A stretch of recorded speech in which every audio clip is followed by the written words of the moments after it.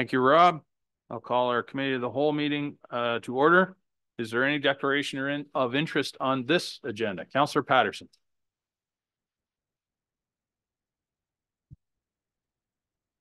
I will now be declaring a conflict on the item 8 closed meeting. As a representative of the town of Hanover, Hanover has party status at the OPA 11 hearing, and I will not be participating in that item agenda. Okay, thank you. Anyone else? Councillor Dicker. Thank you, Warden. And mine is the same. Item number 8, the OPA 11 discussion. As a representative of the town of Hanover and Hanover having an interest in that discussion, I will not be participating in that item either. Okay, thank you. Councillor Hutchison. I too will declare a conflict on item number 8, and I think the language is already there. So at this time, I would declare. Thank you. Councillor Eccles. There's one clarification from the clerk. With all these people that are missing and all the people declaring a conflict on number 8, are we going to have quorum to get there? Suggest. Thank you. I'll be declaring a conflict on number 8 as well too, being that West Grey has party status in this legal matter from the other side of the table. Thank you. Okay, thank you. Anyone else? Okay, as I said, if one should arise during the course of the meeting, you can declare it at that time. Business arising from meeting or minutes. We have a notice of motion from Councillor Matrosov. Councillor Matrosov, presume you'll move that. Yes, you will. Is there a seconder?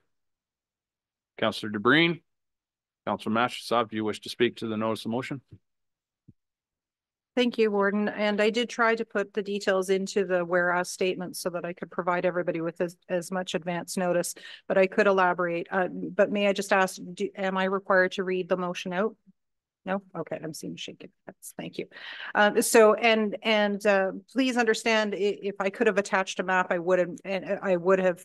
The quadrant that we're talking about is described in word form there, but if you imagine the very northeast portion of the Blue Mountains and the border, the north border being Highway 26 and the kind of traffic that travels there up to that intersection that you would know as the Craigleith Depot Museum, which is one of the alternative routes to get into Blue Mountain Resort and all of the activities there, because you'd be turning onto Grey Road 19 at that point.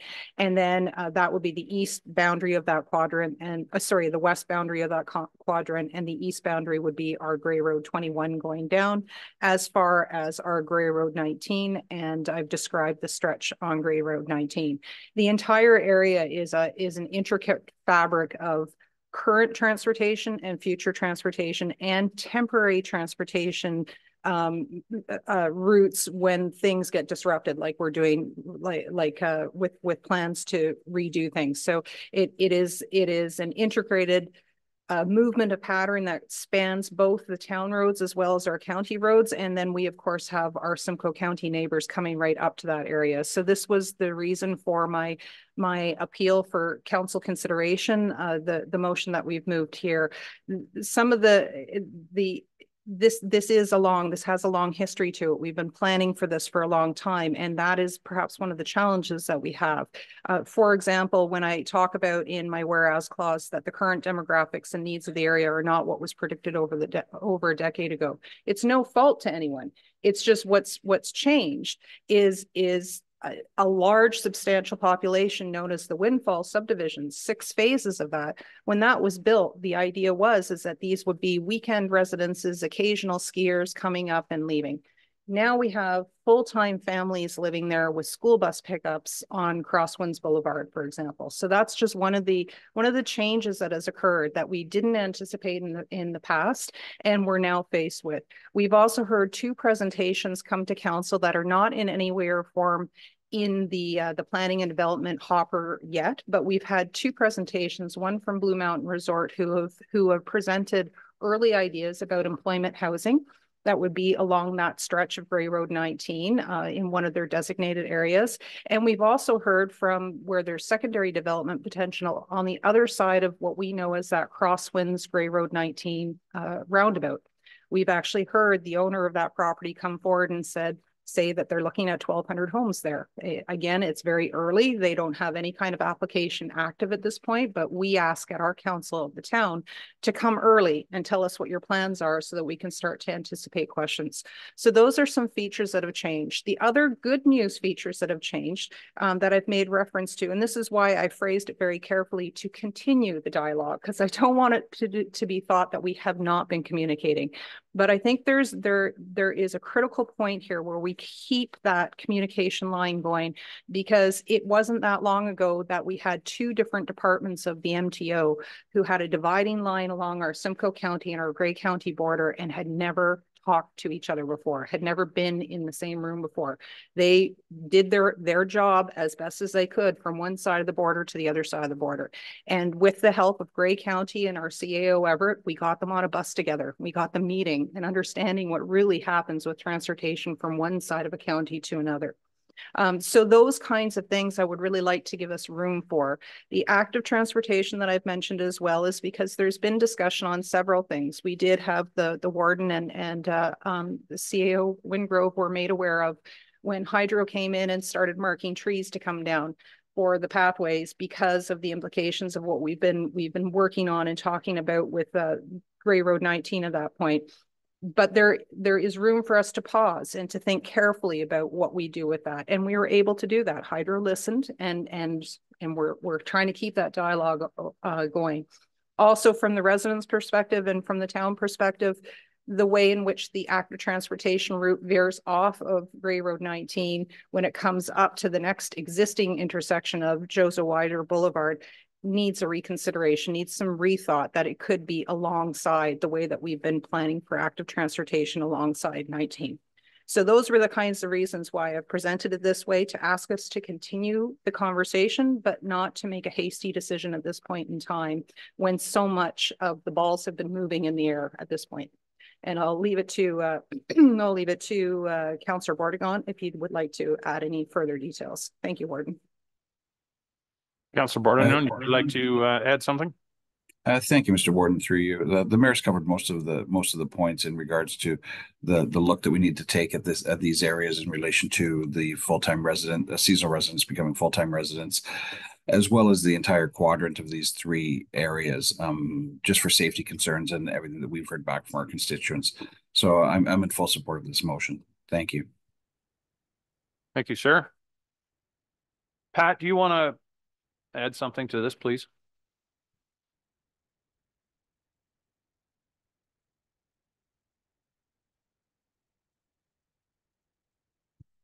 Thank you. Through you, Mr. Warden. I'll try not to rehash a bunch of this stuff because Councilor Matrosov's kind of got most of it. Anyway, most of the stuff I was going to say, I don't have many new points to bring up. I think it's important to know, as she indicated, this motion just reinforces the engagement work we've been doing. You know, we meet with Town of Blue Mountain staff, MTO and Simcoe regularly. MTO isn't always at our meetings. Like, we meet monthly with Simcoe and Town of Blue Mountains and our consultant. But as the councilors indicated, there is a lot of balls in there, a lot of things changing all the time. It's such a complicated project, and part of it is because it is in all those transition areas between, you know, Grey Road 21, Simcoe 34, the two regions of MTO, Clearview's there, you know, Blue Mountains is there. There's just so many parties involved, and actually it is a dividing line for a bunch of utilities as well. So it's kind of the perfect storm, that area, and it makes it very hard to kind of coordinate the project. So this reinforces just the importance of the communication in this project. So we meet regularly with Blue Mountain Resort as well. We know it's going to be a big project. We obviously don't want to impede anyone in getting to their place of employment or their place of residence or leisure. Blue Mountains has Montero Road in the queue to get it done. So we're trying to, because the design is still coming through, we're just trying to coordinate everything, and it does take a lot of communication. So we have, Randy has kind of brought forward a plan to work with GIS to come up with a map, basically with some information to kind of track all ongoing projects, because there's so many projects, and then you you kind of figure you're going to do one thing, and then you hear, oh, Collingwood's going to do this with Mountain Road. And you're like, well, that was going to be our detour, you know, so we're just trying to kind of keep everything going. One thing I just did want to mention, traffic has increased as predicted. And there's new developments coming on all the time. We're acquiring land. We've acquired a bunch of land. We were waiting just briefly to get the 60% design on the booster station. For those that recall, Blue Mountains booster station is there. So we have an agreement with Blue Mountains where they would contribute $1 million to the moving the booster station. That was when the price of the booster station was $2 million. Well, now the price of the booster station is $5.6 million. So 2.5 million of that would be basically a like for like replacement. The rest of it would be Blue Mountains future sizing it, which is obviously the right thing to do because you're only going to do it once. You don't want to go back and do a booster station again.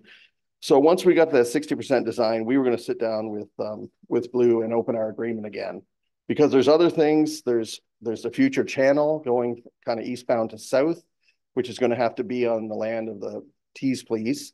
So the county will have to get land for that future facility, which is obviously quite pricey land. Town of Blue Mountains bought it.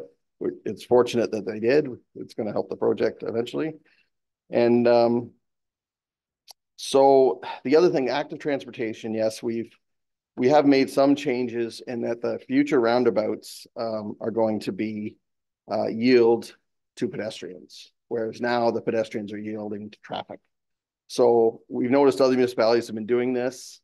Not that roundabouts aren't safe. There's a very low record of pedestrian. You would think, like, you just think maybe a roundabout's not as safe as a signal. But as far as accidents for pedestrians, there's more at signals. And I don't know if it's because people see a light and think it's safe, or they're on the phone or whatever. But now that we're going to this yield to pedestrians, it should be even safer for the active transportation. So we've got paved shoulders in that section of the 4-laning, and we've also got the multi-use trail there. So it's just a matter of coordinating, and there's, you know, trails coming from Collingwood. So it's just a matter of coordinating all these projects to get to the best design we can. There's some other work Blue Mountains has to do. There's a sanitary trunk that needs to be extended, which is just in the very preliminary design stage. So yeah, this is important that we follow these steps. It's nothing we haven't been trying to do anyway, but we will be bringing a report back to kind of go into some of these issues because there's so many big issues out there. So. Thank you, Pat. And yeah, it sounds like something you should put together in a half-hour meeting. Maybe not. Randy, did you want to add anything? I think Pat's covered it well in terms of the ongoing work to try to coordinate all the various moving parts within this area. We noted that, and Councillor Mattersoff's noted the discussions that we've had with MTO in the past, and those have been quite positive. We want to try and have some further discussions with MTO to make sure that some of those short-term, medium-term improvements, we call them, along Highway 26 which we think will have a huge improvement over the movement of traffic in and around that area, is brought to hopefully an increased priority on their list.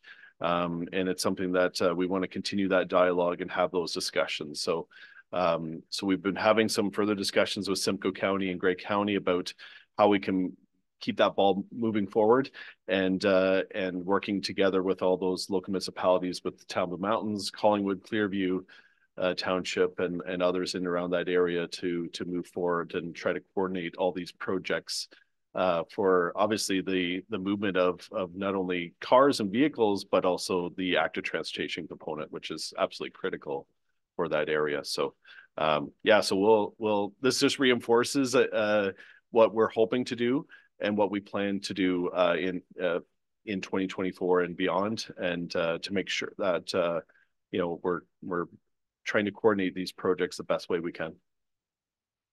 Thank you, Randy, and thank you, Pat. So it just, as others have said, this just reinforces the need to keep communicating for sure. Any other discussion? Councillor Eccles. when I saw this first, I thought it was very redundant because I know that the county staff and even from a county council perspective are very open to, coordinating work between the lower tiers and the upper tiers. But further to that, the conversation as it's gone today, I think just puts more emphasis and more transparency to that for the town of the Blue Mountains. As I said, I think it is redundant, but it better be said twice and not be said at all. So I'll be supporting the motion. Thank you. Thank you, sir. Anyone else? Councillor Gregg.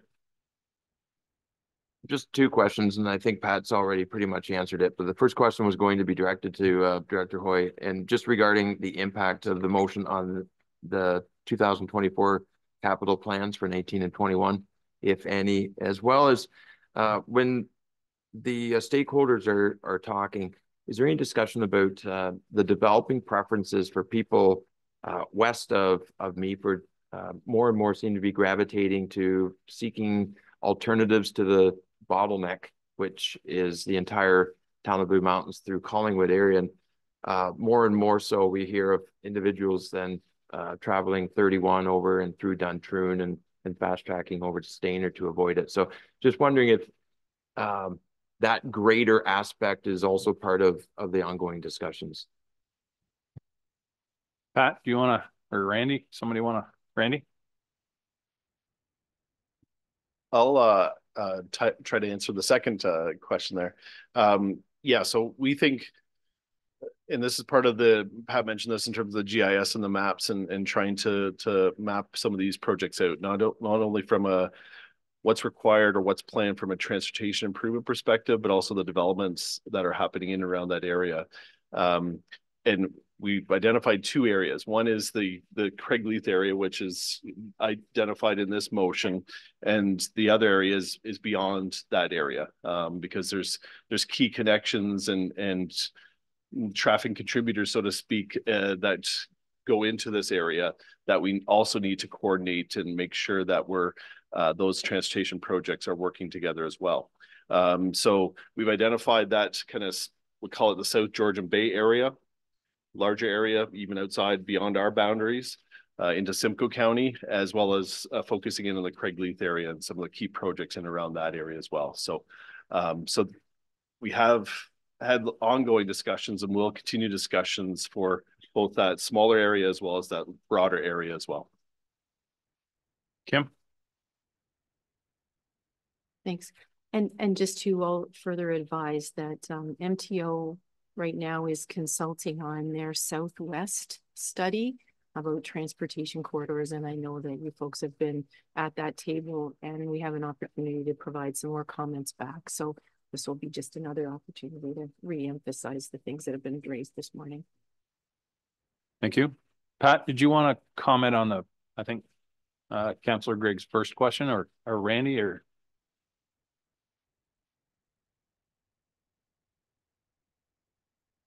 Yeah, right now we have it covered in the capital that basically the utilities, most of the money for this year is for utilities, and we do have money in there for the booster station. That money is probably more than it should be. It's not really an equitable split yet, but that's something that we're going to work on as well, because they're hoping that probably the booster station would start construction in the summer. So utilities are supposed to start early. Everyone was kind of waiting around on hydro to get their design done. But yeah, we do have enough money in the budget, but we're going to need to just work on that equitable split a little bit. Thanks, Pat. Councillor McQueen. Thank you, Mr. Warden. Just following up the second part of Councillor Gregg's comments about other alternative avenues around the Highway 26, and then maybe those that don't know yet, but good news that the old Simcoe County Road 91 is going to remain open. That was a major concern around a lot of us with regards to if that corridor was to be closed, then that would be real detrimental to the backside of Grey County, because a lot of people do come up through that corridor that feed into the back of Blue Mountains and the back of Meaford. through Gray Road 2, Gray Road 13. And so I think that's something that we, over the years, when we have had meetings or delegations with the MTO, is to continue to examine other corridors, and there's only so many that come up the escarpment that fall from Simcoe County into Gray County as well. So again, that corridor is going to remain open and maybe will be built on as time goes on. It's hard to know, but I don't know if there's any further comments from Councillor Greig, but I know that the Highway 26 is a little bit of a congested area that does have a tendency to divert traffic away just because of that. And that one example does work for a lot of people that feed into the back of those communities. Thank you, sir. Any other questions, discussion? I'll call the question. All those in favor? That is carried. Thank you very much, Councillor Mattroshouse, for that. Okay, delegations. We have Mr. Tom Allwood with us this morning. He's here on behalf of the Multi-Municipal Energy Working Group, and specifically the battery energy storage system. So come on up, Tom. The microphone is yours, sir.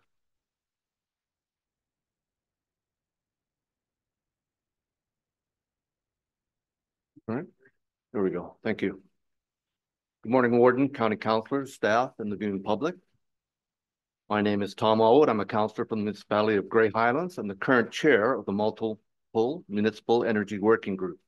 Thank you for the opportunity to delegate to you today and share some of the work and concerns we have regarding battery energy storage systems. Next slide, please.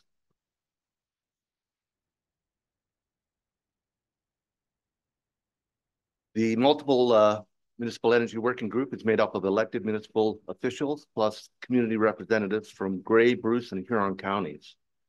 The working group originally focused on industrial wind turbines, but given the independent electrical system operator's requirement that any new electricity generation be available on demand and for a minimum of 4 hours, storage becomes part of the process with renewables. Next slide. We all recognize there is a requirement to increase our grid supply. The IESO's latest RFP process includes 6,200 megawatts of battery energy storage systems. Is this an issue for Grey County? Well, there's been activity recently in Southgate. We have a 100 megawatt BESS project proposed on 15 acres of land that is currently being farmed 300 meters from this building. This is one of many BESS projects being proposed that, as the IESO has identified in their December 11th press release, form the, and I quote, storage fleet that will be complemented by their next round of non-emitting electricity generation procurement that targets 5,000 megawatts of generation, including new wind, solar, hydro, and bioenergy, and renewed, upgraded, and expanded facilities. Next slide, please. So the RFP process, basically, the proponent proposes to build and operate a facility, specifies the size and location, and Hydro confirms that grid capacity is available. As part of this RFP process, the proponent will be required to obtain a municipal support resolution. Municipalities will be asked to make very substantive decisions with very little information. Next slide, please. Operating experience suggests caution. BESS facilities present a significant fire risk that may require an emergency response well beyond a rural fire department's capability. Under the Fire Protection and Prevention Act, municipalities that establish fire departments are required to provide that fire protection service and shall determine their capability and capacity to attend an emergency. As you can see on this slide, the type of fire-related issues that are associated with these facilities are significant and contain life-threatening, can contain life-threatening situations that have resulted in facilities and serious injuries to firefighters. Next slide. Again, there's an emergency response required. These fires are significant. In Australia, a fire at one of these type of facilities took 150 firefighters 4 days to get under control. Copious amount of water is required. The technology in these systems is often proprietary, and the ways, the training and technical guidelines that a fire department should have in place to be able to deal with an emergency at one of these facilities are not yet in place. In Southern California, our best fire required a 400-meter evacuation zone and an 800-meter shelter indoor zone. Next slide, please. Hydro One is concerned enough about it that they have drafted a best fire protection risk and assessment standard for their infrastructure. And this is just their infrastructure. Next slide, please. Again, municipal support resolutions include responsibilities to evaluate projects. There is a risk management issue. Joint and several liability needs to be considered. Municipalities need to fully understand the best risks, the impact on municipal services, and decommissioning requirements. The contracts with the IESO do not specify, as is the case with wind turbines also, any decommissioning requirements. Next slide, please. Here are some of the concerns and setbacks primarily concerned with fire risks that are included in the Hydro One standards to protect their infrastructure. Hazard mitigation analysis, fire risk assessment, community risk assessment, air and gas dispersion studies, fire protection design and documentation, passive fire protection, active fire protection, and an emergency response plan. And this applies just to infrastructure. It doesn't really affect publicly occupied buildings or public safety. Next slide, please. Here are some of the setbacks that exist in that Hydro One standard.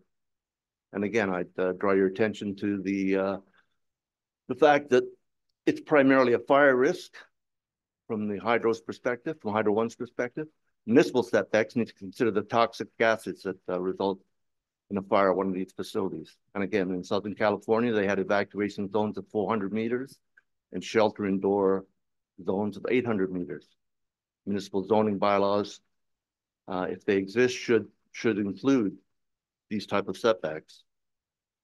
Next slide, please.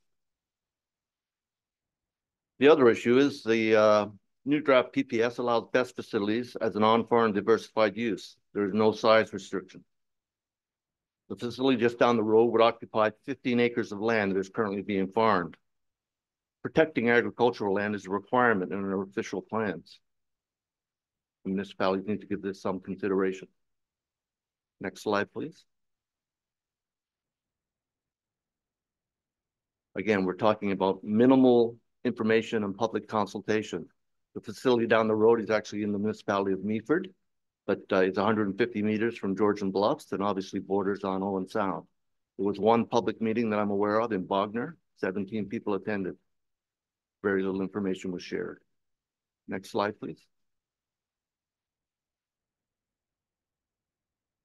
This slide sort of details information that municipalities should have to consider before approving these sort of facilities.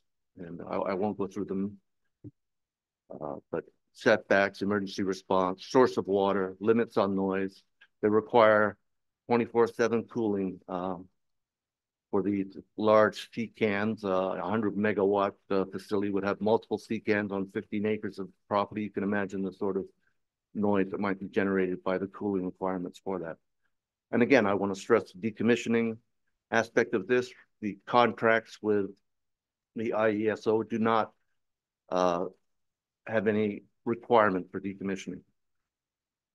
And related to that is the process for the change in ownership. It's not uncommon for these projects to go through several iterations of ownership.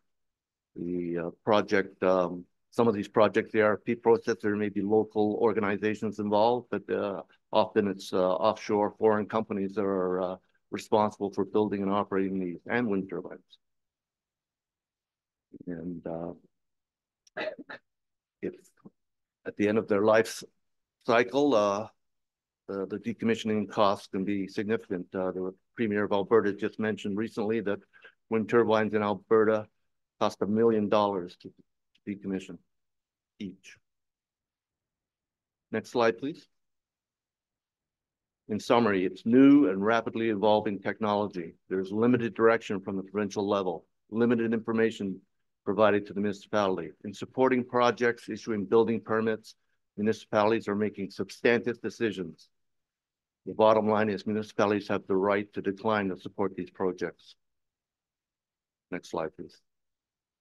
Thank you for the time today. If there's any questions, I'd be happy to try and answer them. Thank you, sir. Are there any questions? Councillor DeBreen. Thank you, Warden, and good morning, County Council. Thank you, Councillor Allwood.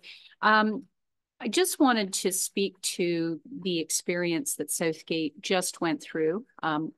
Would have been helpful to have this information to us, but we certainly didn't support the resolution at that time. What I did, our experience was that we were rushed to make decisions, as you indicate. They want the resolution of support before you're able to evaluate whether or not you can even provide fire protection or those services. And what it would have equated to was 30 sea containers per 100 megawatts of storage on one of the properties on one side of the road. That would have equated to 120 sea containers and 130 sea containers on the opposite side of the road. So 250 sea containers on the landscape, taking up 45 acres of agriculture. Had we had more information, had we had more time, had we, been able to evaluate all of the health and public safety issues and mitigated those, perhaps it would have been a different decision. But thank you very much for the energy group here that has been doing the studies. It's very informative. And we all know that we need storage for our renewable energy. We just need to do it safely. Thank you. Just turn your microphone on there, Tom, please. Sorry about that. And I would emphasize that we're not against battery energy storage systems, but we're concerned that the technical guidelines are not in place. What we want to avoid is the situation we ran into with wind turbines, where the municipalities were excluded from the siting decisions, and you've got setbacks or inadequate issues relating to health and safety of our ratepayers, situations where county roads have been closed because of wind turbine failures, situations in Grey Highlands where we have to put up warning signs about ice scatter because you have inadequate setbacks. These are serious concerns, but with these battery energy storage systems, the implications of inadequate guidelines and setbacks are life-threatening, and in the sense of fire protection and municipal responsibility and liability, it's making these decisions. It's a big decision that we're being asked to make without the right information in front of it. Thank you. Thank you, Tom. Is there anyone else have any questions? Councillor Mackey.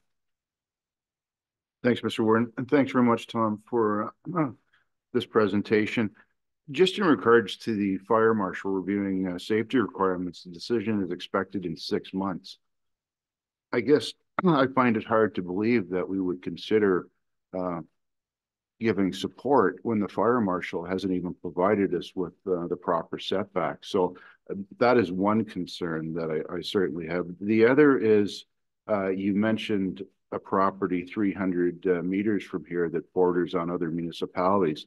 Is the municipal support from the surrounding municipalities required at all? Is there any consultation requirements with those other municipalities that may be impacted? Thank you for that question. The only requirement that I'm aware of, and this is a concern that that has been brought up at the working group, is that with that particular facility, the only requirement would be a municipal resolution from the municipality of Meaford. Even though we're talking about a large facility of the scale of which Councillor DeBreen just mentioned, is 150 meters from Georgian Bluffs and borders on Owen Sound. So as far as I know, no municipal support resolution is required from neighboring municipalities. And when these facilities neighbor on facility for municipalities like this, we feel as a working group that there should be consultation and municipal support required. Councillor Gregg. Oh, thank you very much for attending here, Tom, today and speaking to this. I was one of those 17 that went to the Bogner Town Hall for that public meeting. I'm a firm believer if you want to decrease attendance, make it a little bit more inconvenient for people to get to.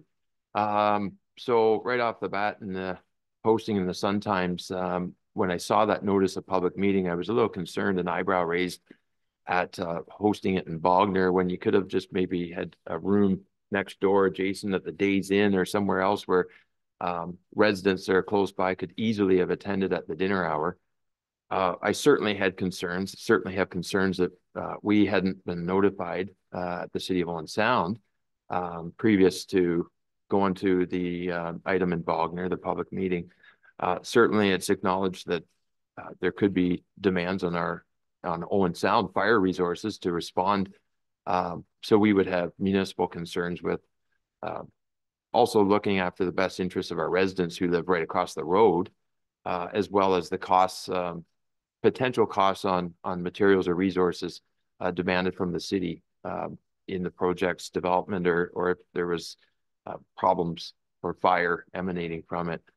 We did have, and I'm thankful for your motion, seconded by Mark Davis, I believe, requesting that it be looked at, that adjoining municipal support be a requirement. I'm a firm believer in that. We did have that correspondence sent to our Community Services Committee for a meeting last night, but neither Mayor Boddy or I sit on that committee, so I'm not sure how that discussion went, but I'm certainly in support of that resolution that there should be adjoining municipal support on such a project. And that's, and from a upper tier perspective, I think you're completely accurate in this being agricultural land, this being land that's currently, I believe, zoned Niagara Escarpment in the town of Meaford's zoning map. So there's extensive limitations on what you can do on Niagara Escarpment land to begin with. And there seems to be some presupposing or assumption made that, I don't want to say the process can be circumvented, but seems like the process as it exists now may allow for exemptions that maybe aren't equitable to all other stakeholders when they are pursuing uses through Niagara Escarpment zone lands. So thanks for being here today. Thank you, Councillor Kentner.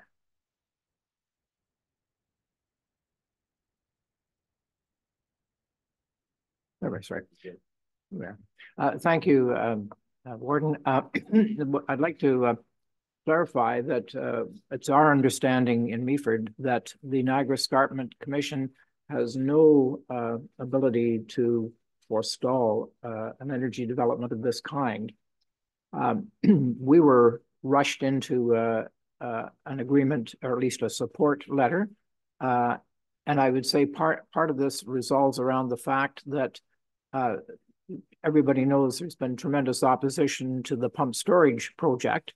And most of the people who are part of that opposition are advocating battery storage as the miracle, solution to pump storage and our power shortage. So we had virtually no information about the fire or noxious gases. And so I'm just going to ask you, fellow councillor, if you will work with our municipality to help us find out more information on this, on the dangers involved in this. Thank you.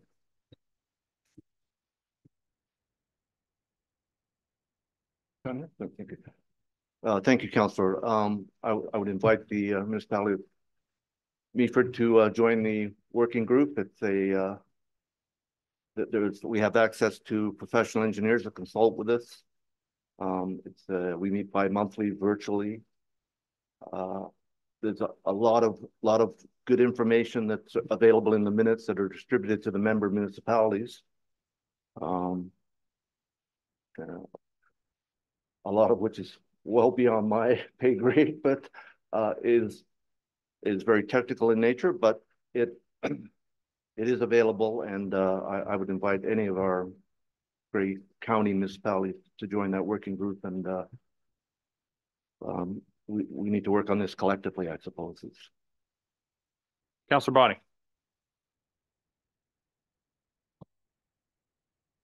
Thank you, Warden. It is fascinating times that we live in as we switch from carbon-based fuel that's so easy to store in a tank to clean energy, and obviously electricity is going to be one of the main things. The more I look at it, I'm not convinced that batteries are going to be the answer. They're not clean to process. There is fire issues, although also within 300 meters of here, we have a company that's building great big battery packs for mining equipment, and they own their own battery packs. They lease them out to the company that runs them, and they monitor them from here at Collingwood. And if the temperatures change just a little bit, they're ahead of it ever going to fire. They did have one that went to fire and caused a lot of damage, as you can imagine, with the toxic substances that can come out in a mine. So they're really careful. So the technology is getting better, but I come back to you know, what we've been saying around here for a long time, that hydrogen's probably going to be much safer, going to be much better, and maybe because Elon Musk was out ahead of everybody else with batteries, then we think that's the answer. I'm not sure that it is. And I think for clean energy and for clean and safe, the TC Energy pump storage or other pump storage like that is going to be an answer. We're going to have an answer. We're going to have an answer of how we're going to store energy, and especially dealing in electricity. And the TC Energy is one of the options that when you really look at it, I guess I'm going sideways here. When you really look at it, it's going to be a good project, I think. But batteries need to have a really hard look, and especially for something of this size and the way they take up land and the dangers to them. So we'll be, I wish I was 20 years younger, and we'll be dealing with these for a long time to see the outcome. But unfortunately, we're going to have to make some of these decisions now, and hopefully we get the best information. So thank you. Thank you, sir. Kim, you had a question? Councilor, do you know if IESO is asking for us? Have they asked for a single technology from all of these proponents, or are we going to see all sorts of different systems come into play? My understanding is that some of these systems are proprietary, so the proponents come forward with. I think the IESO is sort of technically. They don't consider technology; they consider the. I've forgotten the word now, but technology, whether it's a wind turbine, a battery. It's important to note that battery energy storage systems do not generate electricity; they just store it, and they operate at about 80% efficiency. So they're not creating any new electricity. They're really putting this storage fleet, and that's their term in their press release, in place so that they can put renewables.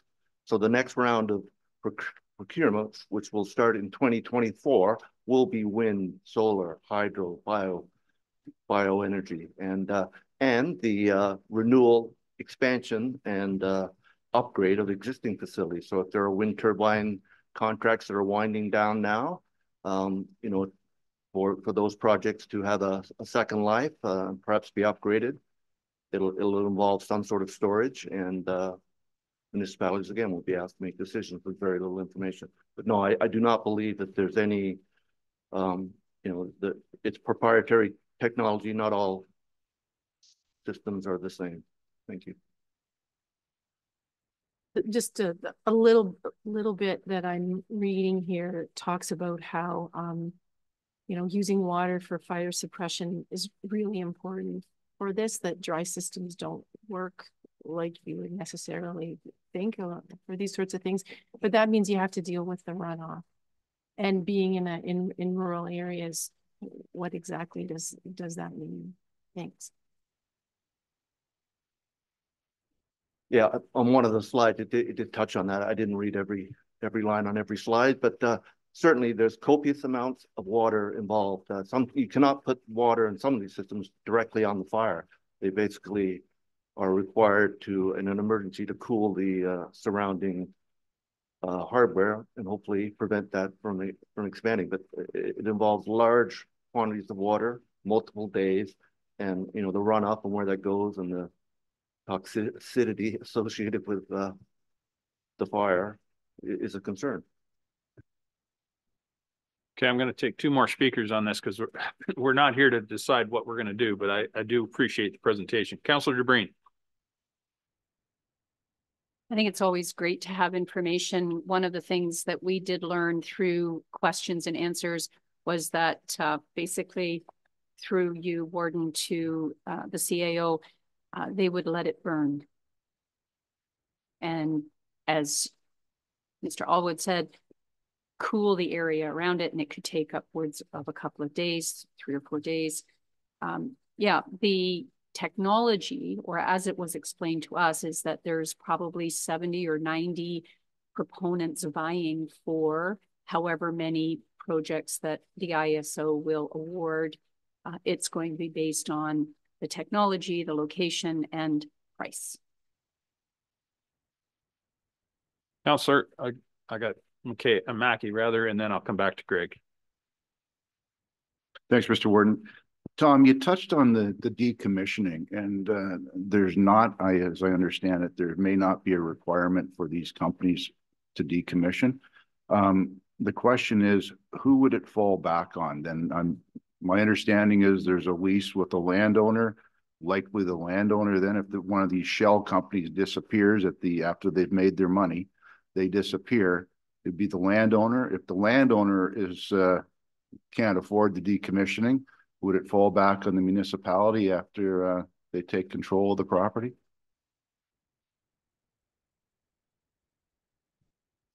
Thank you for that question. That is a good question. It's there is no requirement in the contracts with the ISO for decommissioning. So I guess if they don't own the land and they're leasing it, then the landowner could be, I mean, could be responsible, but ultimately my concern from a municipal perspective is that, you know, if the municipality has signed a municipal support resolution and given the joint and several liability issues that municipalities face, we could be 1% responsible and 100% responsible for 100% of the costs. So, you know, that is something that municipalities should be considering when they're making decisions around these sort of things. But no, the decommissioning of these and wind turbines is an issue. It could be stuck on the landowner, and if failing that, perhaps fall back on municipal government. Okay, Councillor Gray. And just before placing a motion on the floor, I just want to hear from staff their insight on the reasonableness of reporting back to council, perhaps because it is ISO. Is there any role that we can play in terms of providing input, any previous experience that staff can speak to? Because I think there's certainly a lot of legitimate concerns have been expressed. There's a massive carbon cost in the construction of such materials and resources, and there is a massive carbon cost in deconstructing these same battery assets. So I would place a motion for reporting back, because I don't think we want to make a quick decision today, and we would benefit from staff reporting back with some concerns if they see that there's an avenue that we can provide comment or can play a role in the process as it is right now. Well, I know it's still an hour to lunch, but I'm going to ask Scott if he has any comments. Thank you, Mr. Warden, and thank you for your question, Councillor Gregg, and for your presentation to the delegate. Yeah, staff are still looking into these matters, and we've been chatting with other counties and municipalities across the province. We're thinking about it, of course, from a public health and safety perspective, similar to what we've heard here this morning, and also service delivery. Also thinking about how it aligns with our current planning policy, as well as some of the directives in our climate change action plan.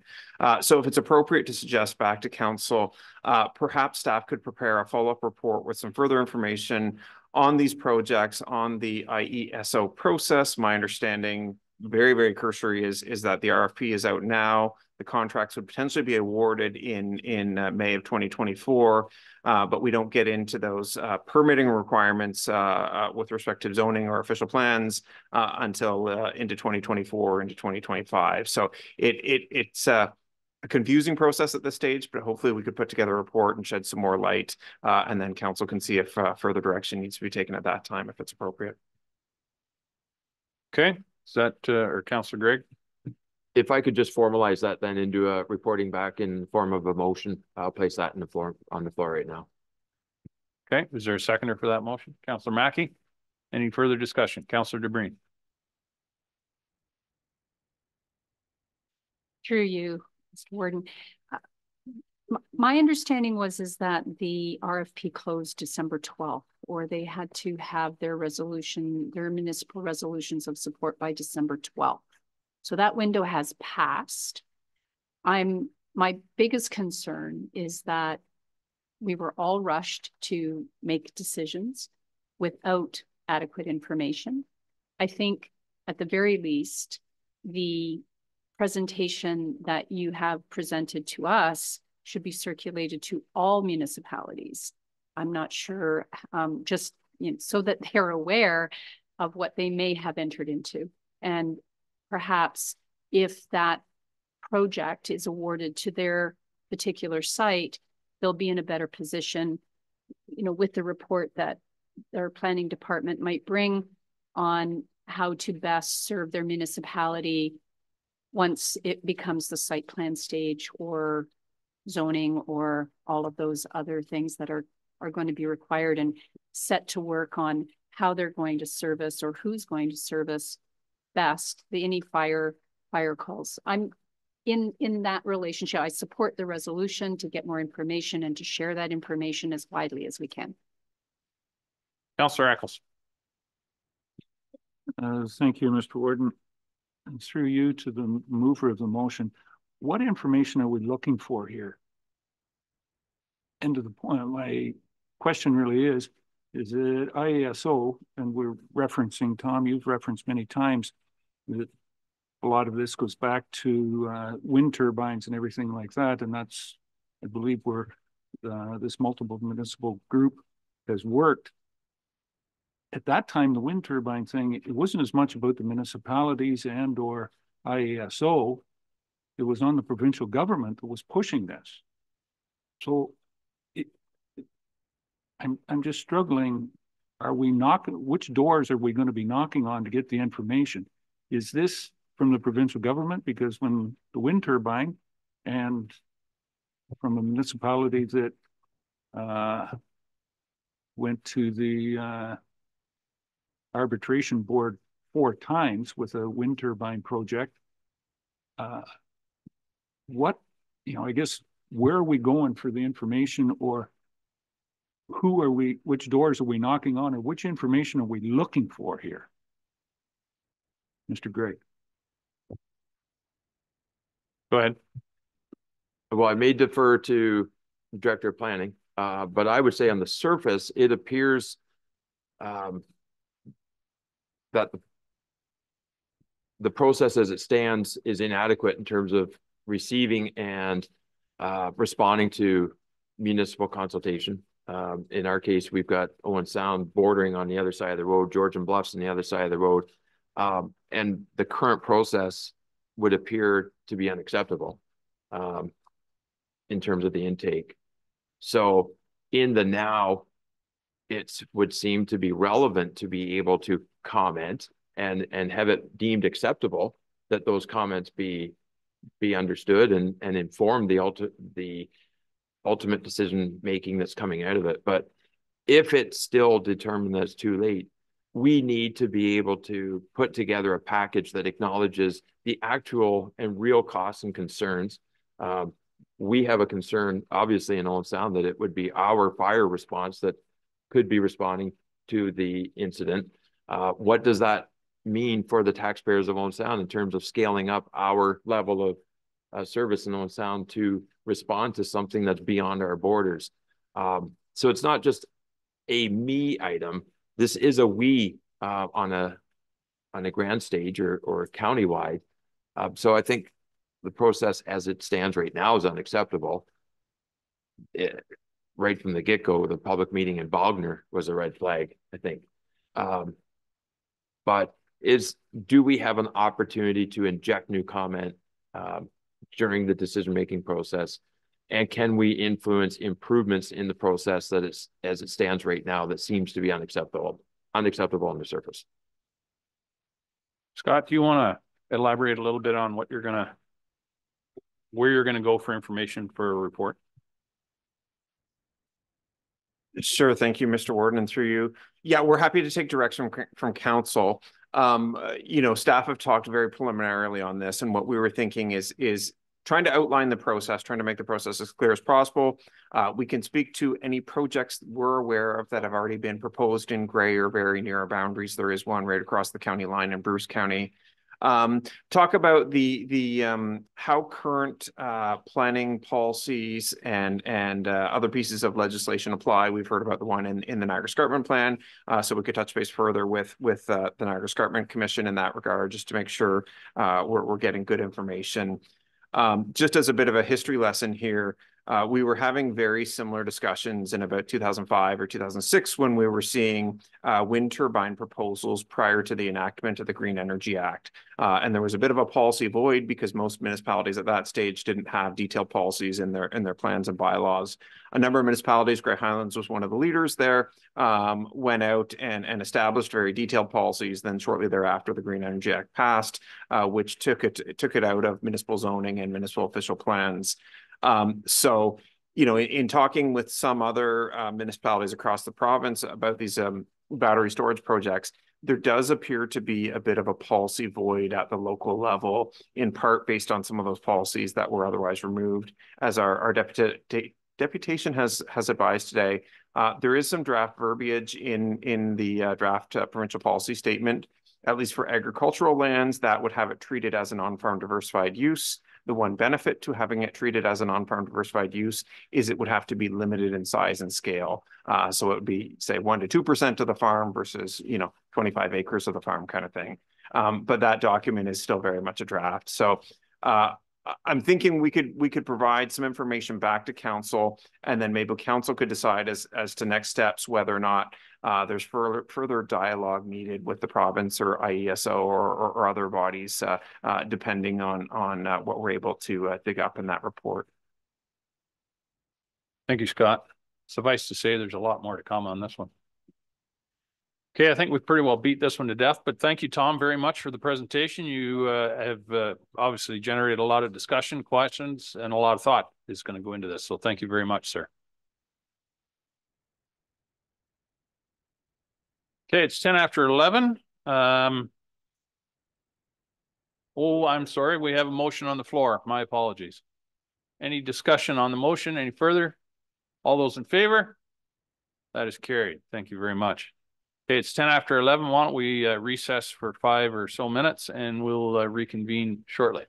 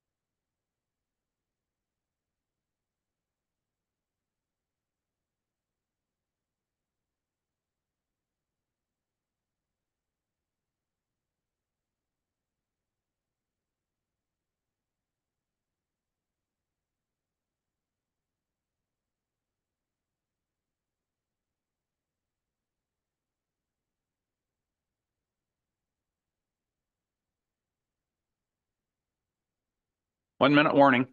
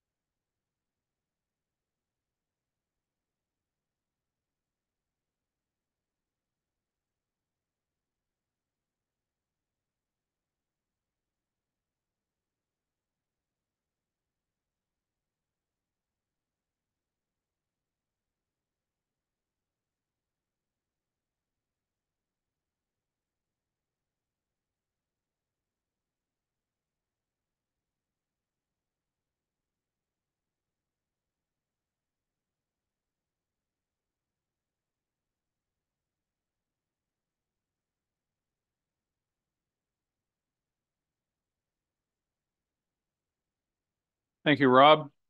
We'll bring the meeting back to order. I think we have quorum. We have everybody online that was there. Councillor Nielsen's roaring to go. That's good. And Peter as well. Yeah. All right. Consent agenda. Are there any items on there that anyone would like removed for more discussion? Not seeing any, I'll ask if there's a motion to receive the items on the consent agenda. Councillor Hutchison, Councillor Matrosovs. All those in favor? That is carried. Thank you very much. Items for direction and discussion. We have an item from the CAO, terms of reference, Budget and Finance Committee. And Kim and Tara will be speaking to this one. Kim is going to start. Kim. Thank you, Mr. Warden. Good morning, Council.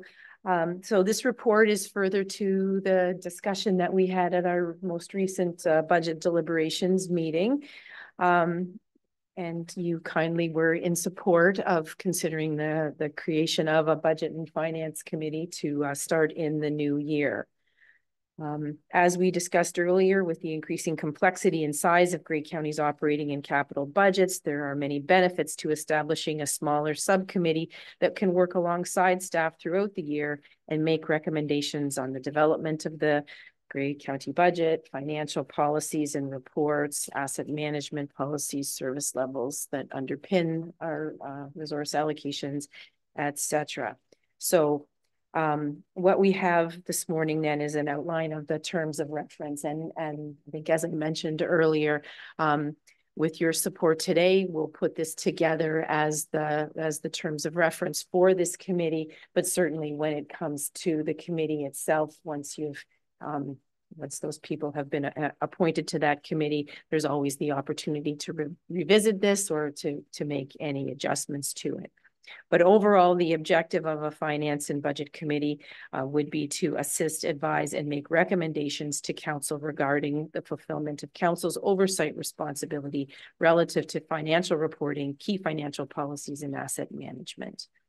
So we would, I think, expect via this terms of reference that the committee would review reports with significant financial focus, such as, the annual development charges revenue report, if there was a DC background study, our investment revenue report before it would come to council, the tax policies that come every year, and so those discussions could take place at that table.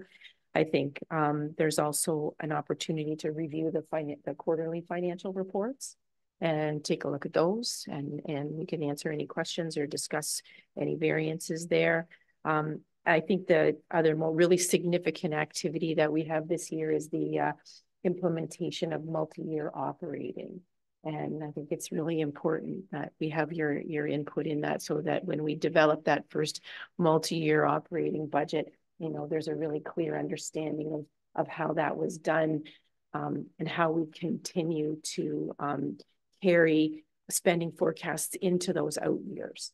What are some of the assumptions that underpin those as we budget for future years? So that's really the structure of this. We had proposed that the membership of the committee would be, what did we say here, Tara? Four counselors and the warden. There's nothing magical about that. I think right now we've had three counselors put their names forward to be considered. If you would like to adjust that number, certainly that will take that advice. I think the only caveat is the more people that you have, the more challenging it is to schedule the meetings, but we can deal with that. For this first year, we're suggesting that the first meeting should start in March. And then from there, as it's noted in the report, May, June, July, September, October, November. And again, that would be subject to the change in the chair of the committee's direction, but that's what I would suggest the commitment for this would be for 2024. Okay, thank you, Kim. Any question? Oh, I need a mover and seconders. Councillor Carlton and Councillor McKay. Thank you. Any questions? Councillor Mackey. Thanks, Mr. Warden. I do believe this is an important committee and it will certainly help us at budget time. Some of the heavy lifting gets done throughout the year. I'm just wondering which members of council have put their name forward, and if we're short one, I would certainly be willing to put my name forward if none of my other colleagues are willing to. Thanks. Well, we're actually going to get to that. The next report will indicate the members. So just, yeah, I appreciate the sentiments there, but we'll get to that just in a couple minutes here. Nope. Any other questions on the report in front of us? Councillor Eccles. So you said we would, you're looking that this budget finance committee would probably get into tax ratios and that type of thing. I was really thinking of greatly looking forward to working on this group until you said that we're going to get into tax ratios. Honestly, Madam CEO, I think you're scaring me. No, I have put my name forward and I would. Okay. Okay, not seeing any questions. I'll call the question. All those in favor? That is carried. Thank you very much. Moving on to the next item is the committee and board appointments. There's two motions here. We'll deal with the committee and board appointments, and then the second motion will be the membership for the budget and audit committee, or finance committee rather. So Tara's going to walk us through this report. Tara, I need a mover and seconder. Councillor DeBreen and Councillor Eccles. Thank you, Mr. Warden. This report comes before County Council every year. It's the annual committee appointment report for the committees and external boards that are up for renewal. Councillors were asked to express their interest at the end of November as to which committees they would like to sit on for 2024. And those are all outlined in the staff report in the chart for you. Overall, not much has changed, but I do note that there is an error in the Planning and Economic Development Committee section where it notes that it is full, but it actually requires one more member, and that member to be from the town of the Blue Mountains. So Councillor Matrasovs has expressed interest in sitting on that committee. So with the endorsement of the motion, with the addition of Councillor Matrasovs, staff will move forward with scheduling those committee meetings for 2024 and formalize those appointments. Thank you, Tara. Are there any questions? Seeing none, I'll call the question. All those in favor? That is carried. Thank you very much. And the following motion is, as I indicated, regarding the Budget and Finance Committee membership. I need a mover and a seconder. Councillor Dickert and Councillor Matrasovs. Thank you. Tara? The councillors that have expressed interest in the Budget and Finance Committee to date have been Councillors Gregg, Nielsen, Eccles, and then Councillor Mackey this morning. So the mover and seconders okay with that being a friendly amendment. I think you can move forward with the appointment or make any additions or move to a vote should you see fit. Okay, thank you, Tara. As she indicated, we have a full slate there now, and unless somebody else feels strongly, we could have an election. Okay, Not seeing any. I'll call the question. All those in favor? That is carried. Thank you very much. Thank you, Tara. Moving on to the next report regarding the land acknowledgement policy review. Mover and seconder, please. Councillor Keaveney, Councillor Hutchison, and Tara will be taking that one as well. Tara. So in 2021, in February, Grey County endorsed a land acknowledgement policy, which contains the wording to be used in a land acknowledgement as well as the conditions under which it will be used. The purpose of the land acknowledgement is to demonstrate the recognition and respect for Indigenous peoples and their contributions they have made to our communities. It also shows commitment to the Truth and Reconciliation calls to action. Since using the land acknowledgement, it's been found that the current wording isn't really meeting the original goals and intentions of the acknowledgement. It's meant to be a genuine and personalized acknowledgement and appropriately acknowledge the people based on where it is delivered. So the recommendation is to repeal the formal policy itself in order to provide the flexibility to properly acknowledge the people who should be recognized and for the speaker's words to be genuine as well.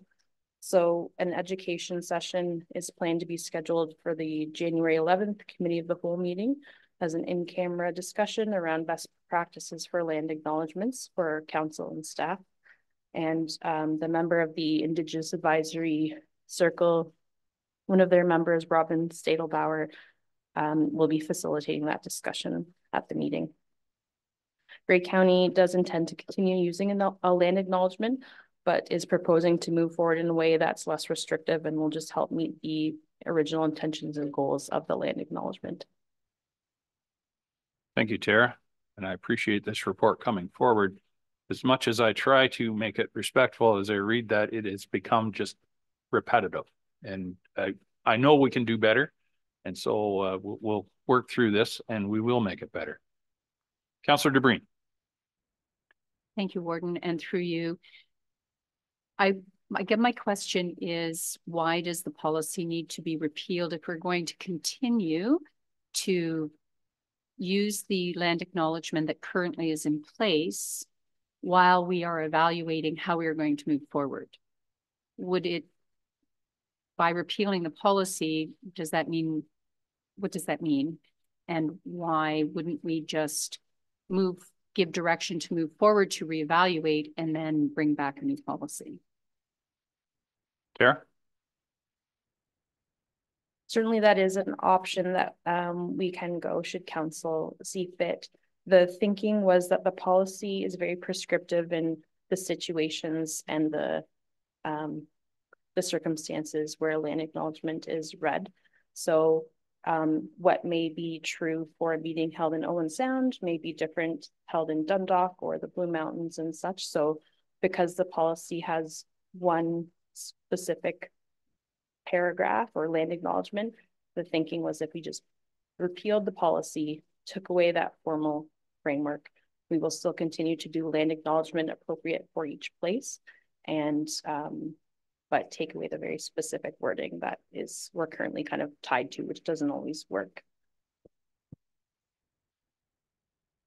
Thank you. And through you, Southgate does have its own land acknowledgement. Grey Highlands has their land acknowledgement. Is it a potential, or is it a possibility, sorry, that the clerks in their clerk meetings, I know that the clerks meet on a regular basis, that we perhaps have a more coordinated effort or share the findings and learnings with that January session? We're certainly happy to pass on information to the clerks when we try to get together a few times a year. And we will, I'm sure, learn a lot from Robin at the session in January to share as well. Any other questions? Call the question. All those in favor? That is carried. Thank you, Tara. Oh, there we go. Community Improvement Plan continuation. There we go. Savannah is here this morning to walk us through that report. Would someone care to, Councillor DeBreen? Councillor Carlton. Savannah, welcome. Thank you very much, Warden. Good morning, County Council. I am happy to be in front of you today talking about continuing the community improvement plan, which we have found has been incredibly successful across the region. Right now, our plan is actually set to expire in 2 weeks on December 31st, 2023. When we first brought the CIP program to County Council, it was the first one we've ever done. And we set it as a 5-year program so we could pilot and see how things were going. What we have found is that our member municipalities are continuing to implement the program locally, and we are seeing great success.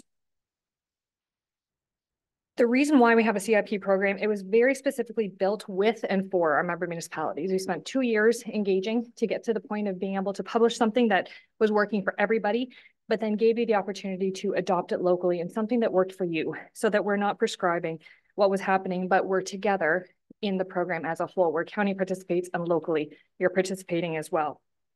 So it is really meant to enable and boost development momentum across the region and enhance the regional ecosystem from the ground up, because that is where the investment is happening. We have a specific list of priority development areas that seem to be working very well, and a CIP incentives list that's before you today. We're not recommending any changes to this at this point. We're simply asking for the continuation of the program so that you can continue to offer this locally, because many of our municipalities did approve their program for longer than 5 years, some up to 10 years on the ground. So we put a couple of results in here just for the first 4 years because we wanted to remind how incredibly valuable this program has been. In the first 4 years, we've had 136 grants funded and issued. The total public funds from that were $2.6 million. The total private funds were $21.9 million for a total program of over $24 million. So in the 5 years, from 2019 to 2023, Grey County has contributed $900,000 total to the program across all 9 municipalities. That was provided through a sum of $20,000 per municipality each year for 5 years. The timeframe allotted for municipalities to spend this fund was extended through a report earlier this year, because that was supposed to also expire at the end of this year. But given we had a pandemic and we needed more time, we extended that by another 2 years, so that the money that you have from the county, if you haven't already spent it, you've got 2 more additional years to spend those funds.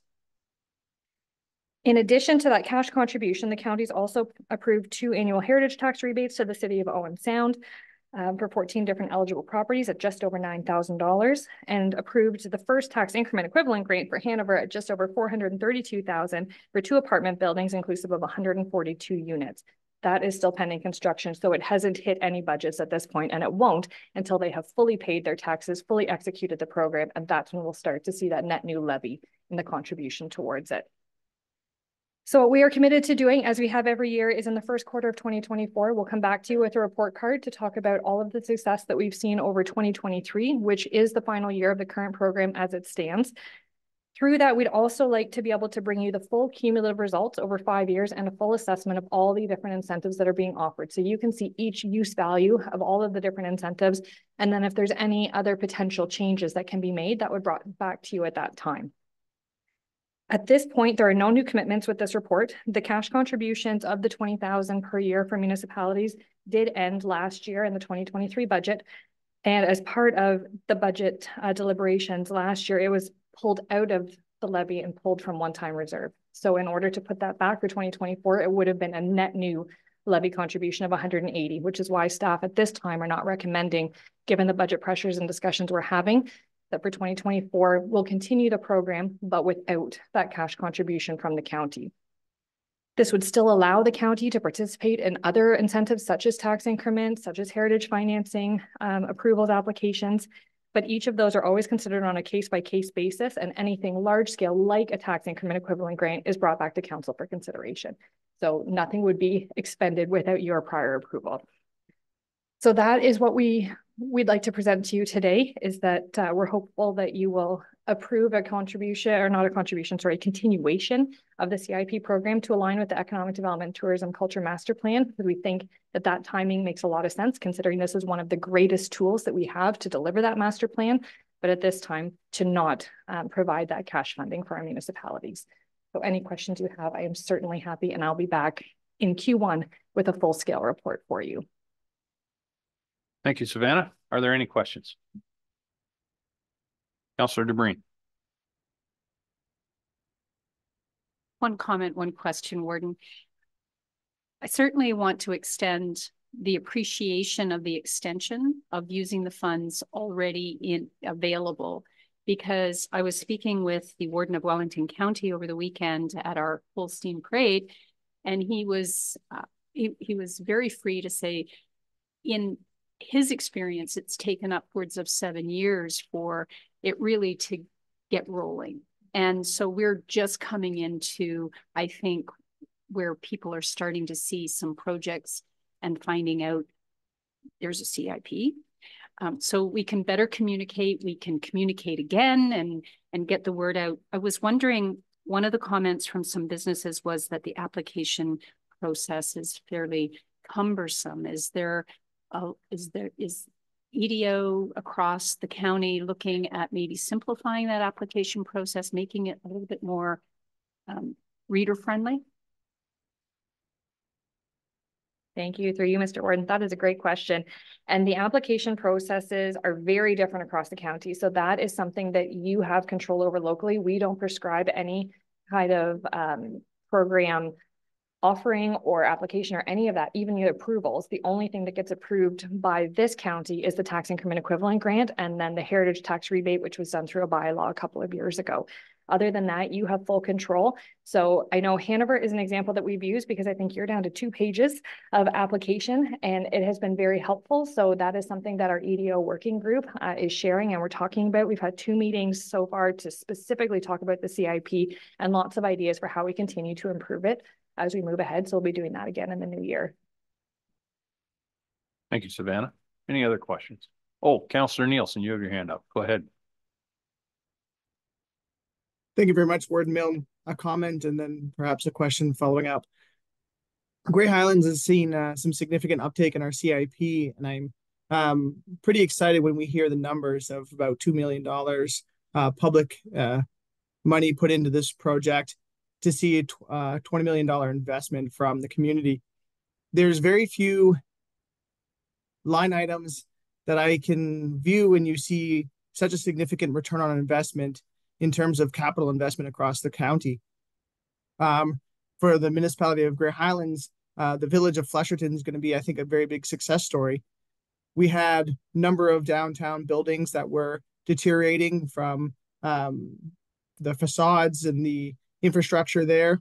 The municipality of Grey Highlands is doing the Connecting Links project, but 4 different buildings of our downtown in Flesherton are being renovated and updated, utilizing the CIP and the attraction and excitement that is generating along with our staff and economic development staff of the county.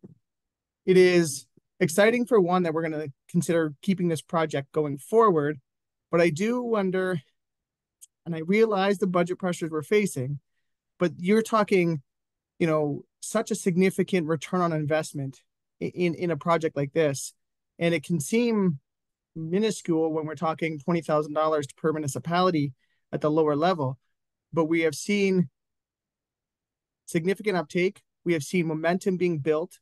We've seen the pandemic kind of put a pause on some of that uptake, but we're seeing more coming out of that and growth coming out of that now.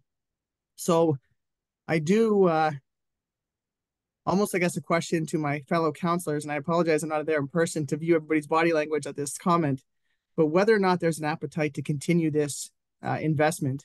I realize that it would mean an impact to the levy, but again, I would stress that you're seeing a small line item with such a significant return on investment. So I hope there's an appetite. Tomorrow we continue our budget discussions and deliberations, and I hope that if I try to bring this forward tomorrow, that there might be some appetite for it. Thank you for the chance to speak, Warden Milne. Thank you, sir. Thin ice we walk on. Councillor Gregg. Thanks, Warden. And I would just like to say I'm not hungry right now. But it is lunchtime.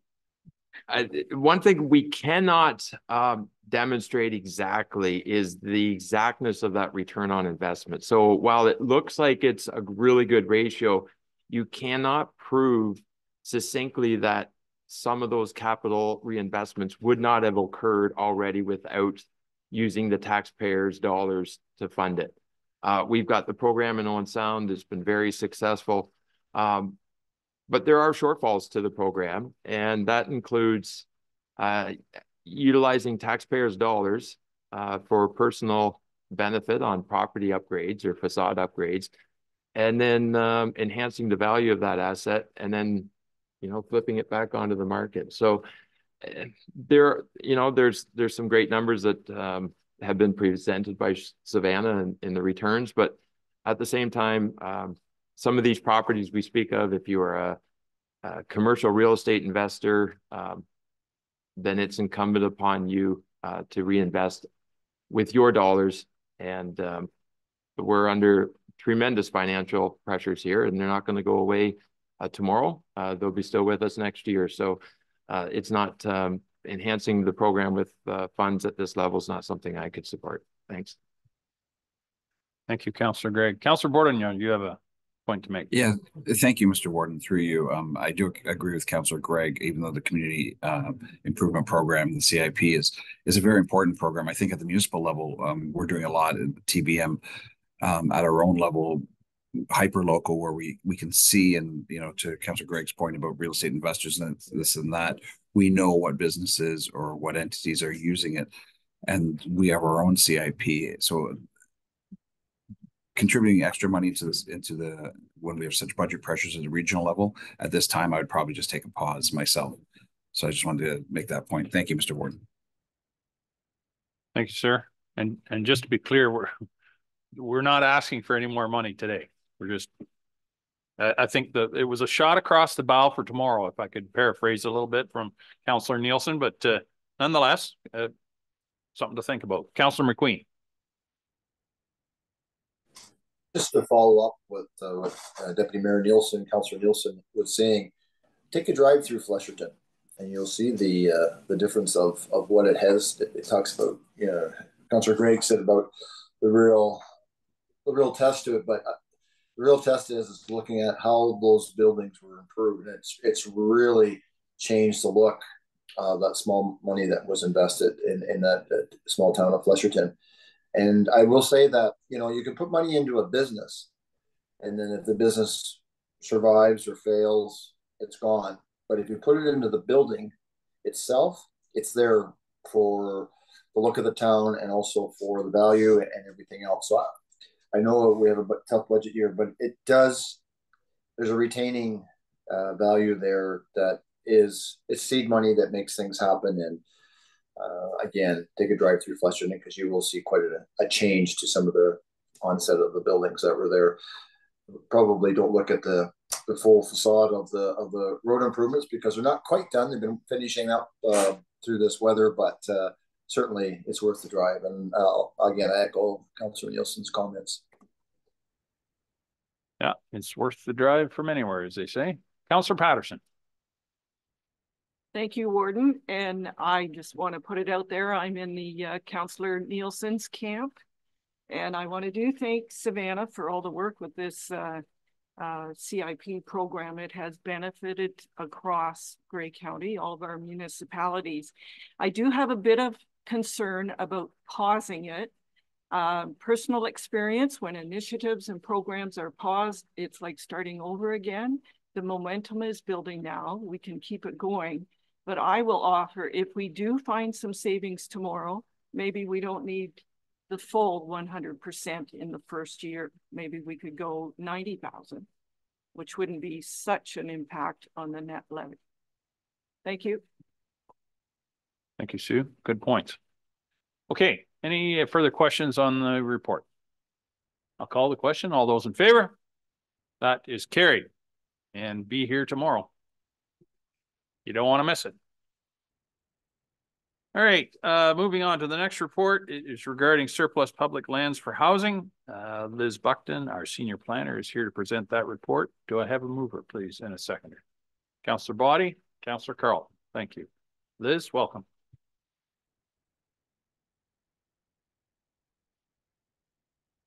Okay, I think I've got that sorted now. Thank you very much. Good morning, county councillors. So I provided you within your packages quite a lengthy report regarding the surplus lands for affordable housing project. Wanted to just support that report with a few clarifying remarks for others who may not be quite as familiar with that report. So the surplus lands for affordable housing project was proposed as a broader initiative or project following a successful RFP and affordable housing build process that the county engaged in back in 2018, 2019 in Durham. And that project, I think, provided a bit of a proof of concept that public lands could be made available for affordable housing, that we could navigate agreements and bring such projects to fruition.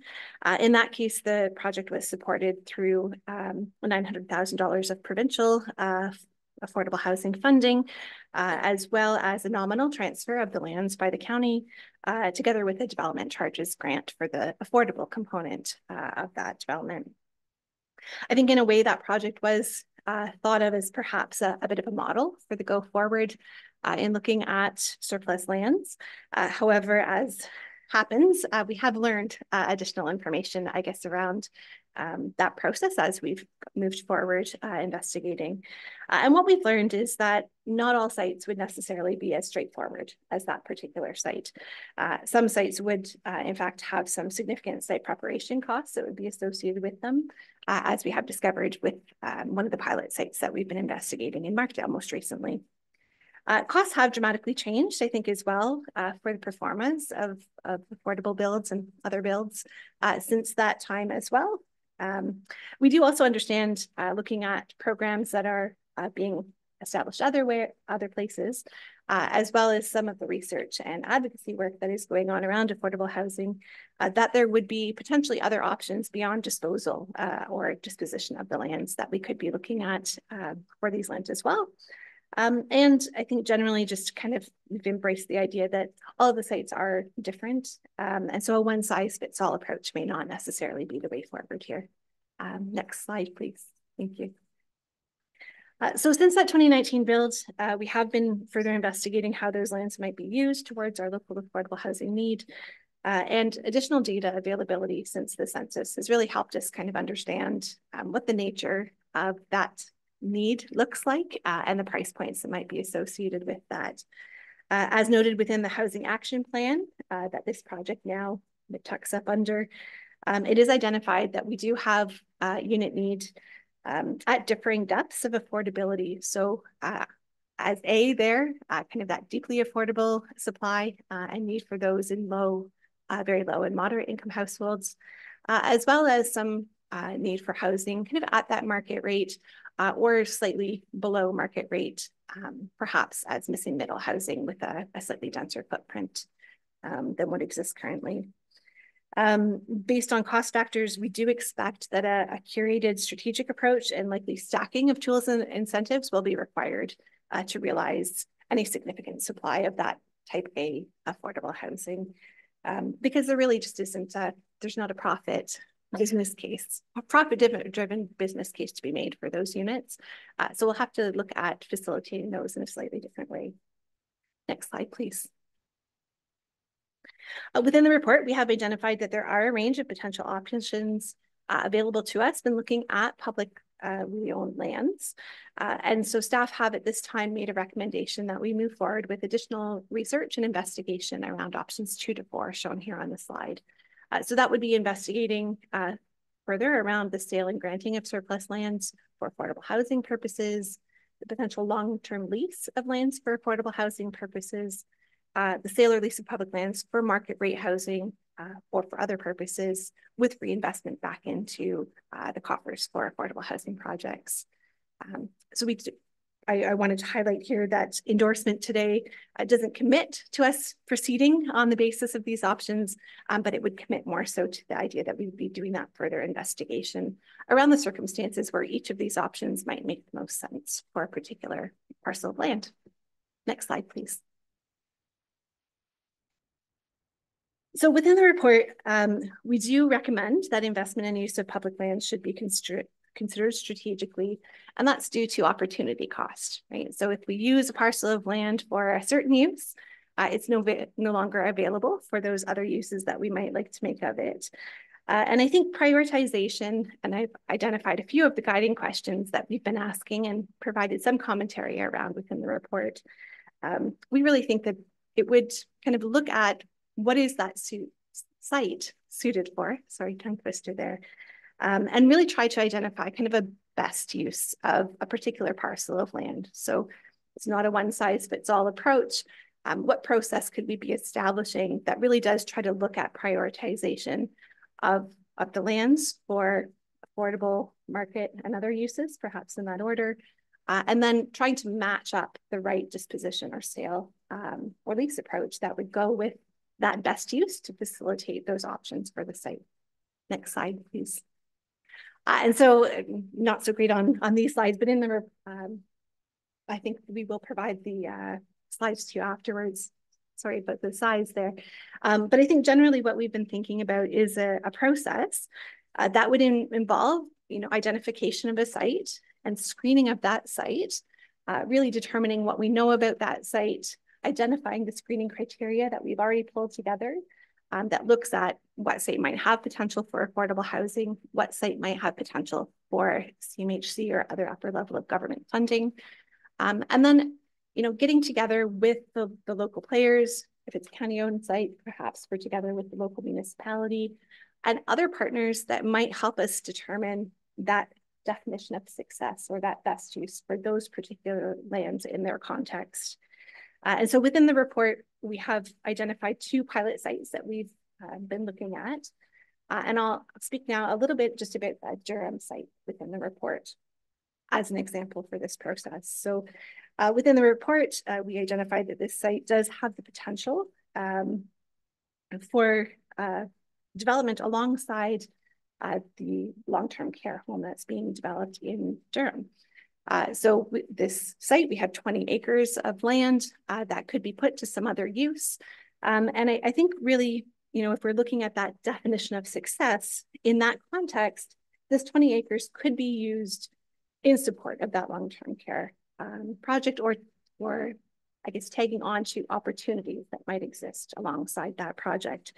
So in looking at those lands, our definition of success might be something along the lines of senior supportive housing, perhaps potential sale of a portion of those lands to reinvest into looking at the old long-term care home and bringing that into housing use, looking at staffing and employee housing related to that long-term care use, and any supportive retail, for example, that might be necessary in close proximity or where there could be synergies alongside of that.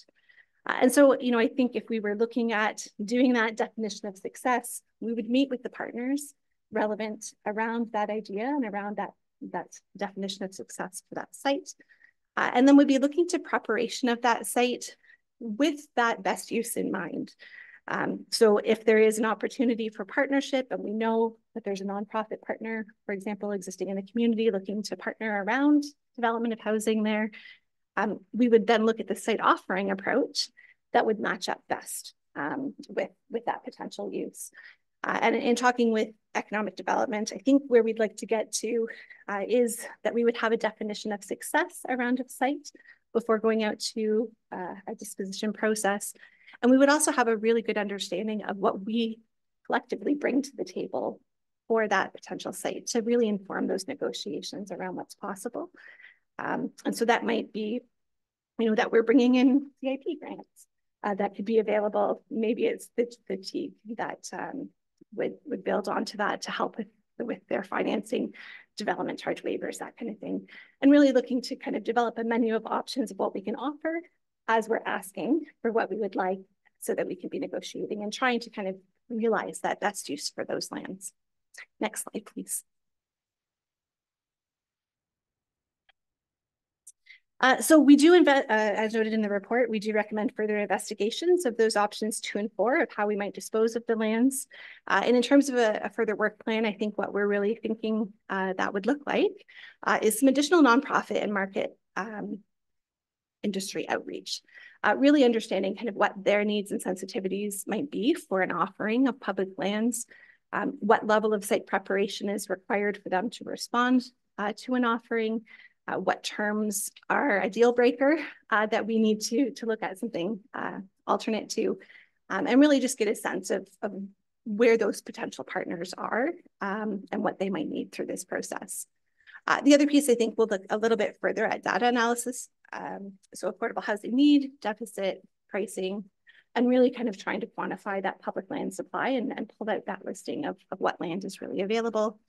And then having some internal conversations around those differing types of offerings and what really the advantages or strategic benefits of one approach versus another might be for a particular site, and the nature of agreements and partnership models that are suited. And there's a lot of available information out about those different types of partnership models. And so that work will involve wading through some of that information. And then that, I think the additional item there, and it was great timing with Savannah's report about CIPs on the agenda right beforehand. One of the things that I'd like to look at through that further work is what benefit might there be to having a county community improvement plan.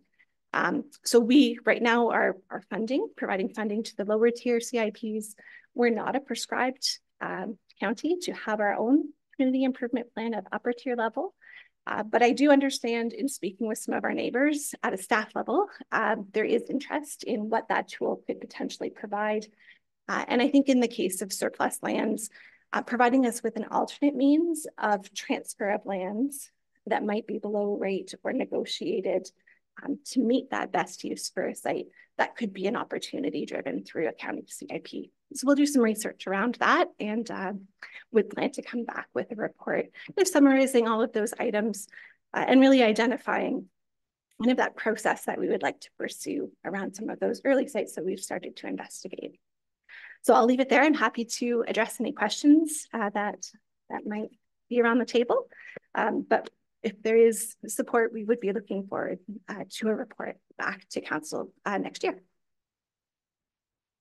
Thank you, Liz. Are there any questions? Not seeing any. I'll call. Oh, Councillor Mackey. Thanks, Mr. Warden. Thanks, Liz, very much for your report. Just wondering what the feds and the province are doing in regards to offering up any of their surplus lands, and how are we coordinating that effort with them? I mean, a lot of these initiatives, I think a lot of us believe are responsibilities of the feds and the province. So where are they at the table? Oh, wonderful. Thank you very much. Through you, Mr. Warden. So I think there are offerings available, and I know both the federal and provincial governments have been looking at developing listings or portals, identifying those lands that they may have available or surplus. I wouldn't necessarily say that we are coordinated in that offering at this point in time. But I do think that if we are looking at kind of that understanding of what public land supply looks like, my thought was to kind of look more broadly at not only the local and county holdings, but those potential other sites that may exist within our boundaries that could potentially be woven into a framework that we might develop in partnership. I think there's a fair amount of work there in determining what actually exists and what would be available on terms that would be suitable for affordable housing projects locally. More to come. Thank you for that, Liz. Any other questions? I'll call the question. All those in favor? That is carried. Thank you very much. Thank you, Liz. Okay, we now have a closed session, and the motion reads that the Committee of the Whole now does now go into closed session pursuant to Section 239 of the Municipal Act 2001 as amended to discuss litigation or potential litigation, including matters before administrative tribunals, more specifically Official Plan Amendment 11 Appeals Update. I know the four councillors have indicated an interest in this matter, so they'll be leaving.